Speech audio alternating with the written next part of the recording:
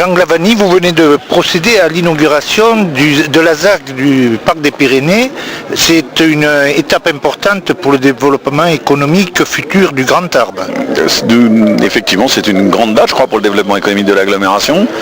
Cette zone d'activité, le Parc des Pyrénées, est donc situé juste à la sortie de l'échangeur ouest de l'autoroute. Quand on sort de l'autoroute au premier rond-point tout de suite à droite, jusqu'à la zone de Bastillac, les aménagements paysagers sont maintenant visibles de tous. C'est une première tranche que nous inaugurons aujourd'hui de 20 hectares sur un total de 86 hectares au total, dont 60 seront commercialisés. Cette première tranche, nous l'avons réalisée en régie directe. C'était une succession de bonnes surprises. D'abord parce que les expropriations se sont faites à l'amiable, avec des agriculteurs que nous avons pour la quasi-totalité relogés grâce à des acquisitions faites en dehors de la zone. Ensuite parce que nous avons aussi relogé dans les meilleures conditions des gens du voyage qui s'étaient installés, sédentarisés ici sur des jardins familiaux.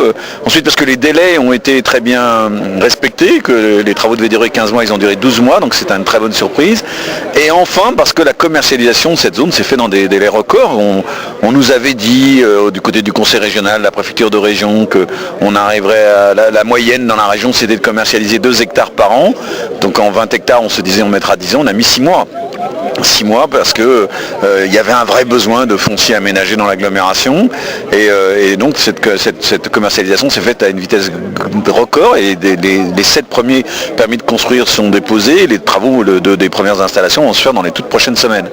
Donc tout ça c'est des bonnes nouvelles et ce qui vont être suivis par d'autres. Du coup nous allons entamer dès maintenant les aménagements de la deuxième et de la troisième tranche de cette zone et puis les autres projets notamment à l'est pour le rééquilibrage à l'est avec ce qu'on appelle le parc de la Dour, c'est-à-dire à la sortie de Séméac-Sous de l'autoroute, sur l'autre sortie de l'autoroute, qui est un autre projet d'intérêt communautaire. Donc vous voyez, le développement économique de l'agglomération est en marche.